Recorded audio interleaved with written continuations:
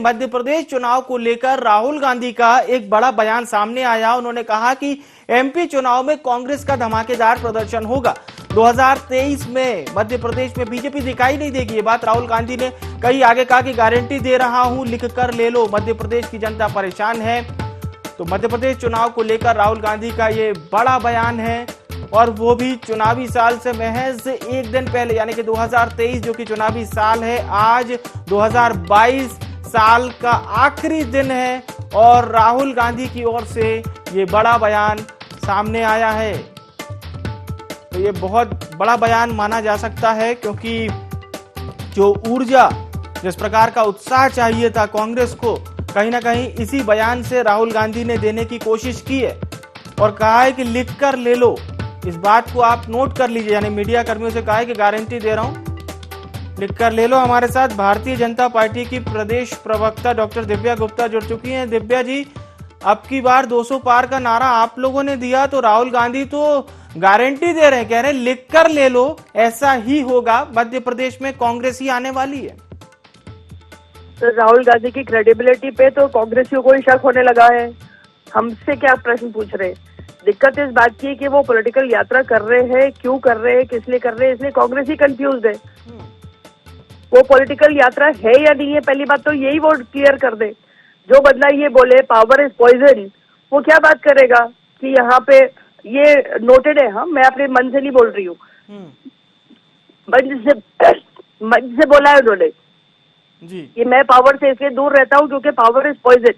तो अगर power is poison तो फिर आप सरकार लाने के लिए क्या कर रहे हो? और क्या करा आपने? फिर आप गुजरात क्यों नहीं गए? फिर आप गुजरात में क्या कर रहे थे जब चुनाव था? तो आपकी यात्रा वहां क्यों नहीं गई? आप यहाँ से जब निकल चुके हो तब आप जाके बोल रहे हो कि यहाँ पे सरकार आने वाली है। सब दिवा स्वप्न देखना बंद करिए और दूसरों को भी दिखाना बंद करिए। मेरे ख्याल है आप नॉन पॉलिटिकल यात्रा करिए, जहाँ पे आपको सिर्फ कुछ शगुफेबाजी करनी है, बस वो करते रहिए, इससे ज्यादा और कुछ नहीं जी। पर दिव्या जी, एक बात और कही है, बोल रहे हैं कि 2023 में बीजेपी कहीं दिखाई नहीं देगी। जी, अब मैंने कहा ना सर, मतलब आप मुंगेरी लाल के सपने हैं और सपने भी नहीं है। मतलब इस बात में मखौल ज्यादा उठेगा, मजाक ज्यादा उठेगा। इसमें कहाँ से आप सत्यता लेकर आएंगे? और आप किसके अगेंस्ट पिट कर रहे हैं साहब? किसके अगेंस्ट पिट कर रहे हैं? एक वो आदमी जो लगातार निरंतर काम में विश्वास रखता है जी। एक आदमी वो जो छुट्टियां मनाने चला जाता है, एक अपनी माताजी के स्वर्गवास के बाद 1 घंटे बाद काम पर लौट आता है, और एक व्यक्ति क्रिसमस वेकेशंस मना रहा है। आप क्या बात कर रहे हैं? किस विषय पे, किसका कंपैरिजन किस चीज से कर रहे हैं? मेरे ख्याल को बहुत अच्छे हमारे पास विषय होने चाहिए जिन पर हम चर्चा करें, ना ही राहुल गांधी की इस तरह की मतलब बेबुनियाद बातों पर।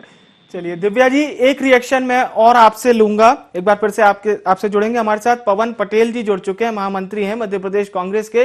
पवन जी, अब इसे आप लोगों का, यानी कांग्रेस का उत्साह कहें, आप लोगों ने तो पीसीसी के बाहर होर्डिंग्स, बैनर लगा दिए हैं, नया संकल्प, नई सरकार और भावी मुख्यमंत्री कमलनाथ जी को बताया है।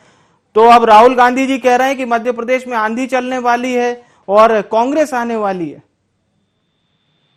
नहीं, तो दिव्या जी जो बोल रही हैं कि इस बात में आदमी को डिस्कस ही नहीं करना चाहिए, इतना तुच्छ उनके लिए सब्जेक्ट है ये जो अतिशयोक्ति है, ये जो तानाशाही है ना, यही तानाशाही हमारे रास्ता, सत्ता का रास्ता तय करेगी। ये देख लीजिएगा।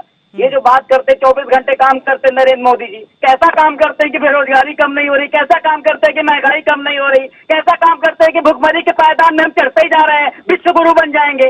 ये सिर्फ बतौलेबाज है। अगर इनमें दम है तो बताएं, 2014 के बाद मोदी जी जो बात बोल के आए थे, क्यों उनको पूरा नहीं किए?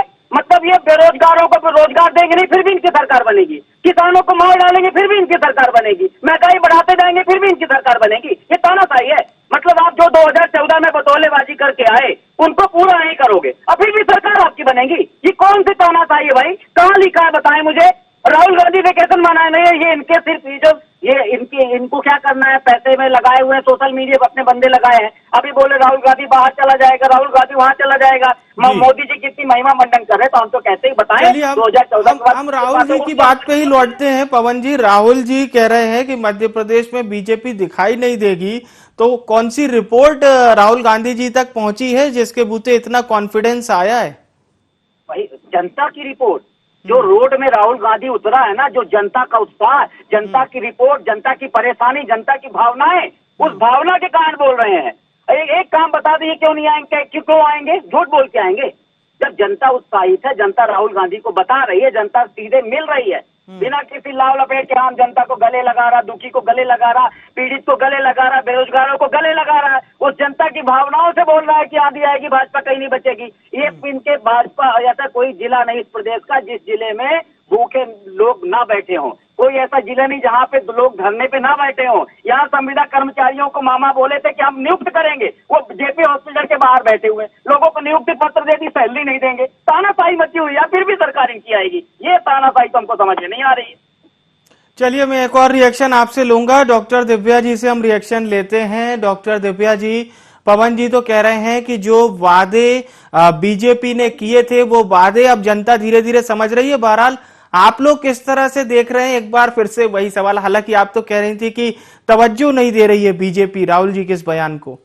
नहीं, देखिए ऐसा है, प्रजातंत्र है, वो स्वतंत्र है बोलने के लिए, उनको जो बोलना है वो वॉक कर रहे हैं, वॉकाथॉन कर रहे हैं, चलने का जो भी कवायद कर रहे हैं वो जरूर करें, बहुत अच्छी बात है, प्रजातंत्र है, आप स्वतंत्र है, आपको जो करना है करिए। लेकिन इस तरह की बयानबाजी से जिसमें कहीं कोई तथ्य नहीं है, कोई प्रमाण नहीं है, कोई तर्क नहीं है, और माननीय पवन जी इतनी जोर जोर से चिल्ला के क्या प्रूव करेंगे कि क्या चिल्लाने से आपका तर्क सही हो जाता है? बिल्कुल सही नहीं होता है। इसलिए कोई बात नहीं, आप फिर वही बात कि बयान देने में क्या दिक्कत है, बयान दीजिए ना, जितने मर्जी बयान दीजिए, लेकिन उसमें कहीं कोई तर्क होना चाहिए, कहीं उसका कोई कंफ्यूजन होना चाहिए। आपके पास कोई डेटाबेस है, आपके पास कोई तरीका है, आपने कोई रिसर्च करी है, आपने कोई फीडबैक लिया है कि आपको जो मन में आएगा वो बोल दे, तो बोल दीजिए, बोलने में क्या जा रहा है? उससे कहीं कोई प्रामाणिकता थोड़ी है उस विषय में। तो वो बोलने में तो कोई भी व्यक्ति, मैं घोषित कर देती हूँ साहब कि आप कल विधायक बन रहे हैं, उससे क्या हो जाएगा? चलिए ठीक है, मैं पवन जी का इस पर एक रिएक्शन जरूर लूंगा। जी पवन पटेल साहब। विवेक जी, मैं बोल रहा हूँ कि मैंने जो डाटे दिए, मैंने जो रिसर्च बताई जनता के, उसका जवाब नहीं देंगी। जोर जोर से बोल रहे हो आप विधायक बन जाओगे, लॉजिक नहीं। अरे हमने तो बताया नहीं कि 2014 के बाद बेरोजगारी के लिए क्या बोला था। शिवराज सिंह चौहान की साइकिल कहाँ गई जब 1 रुपए पेट्रोल भरते थे? इनका जवाब नहीं देंगी।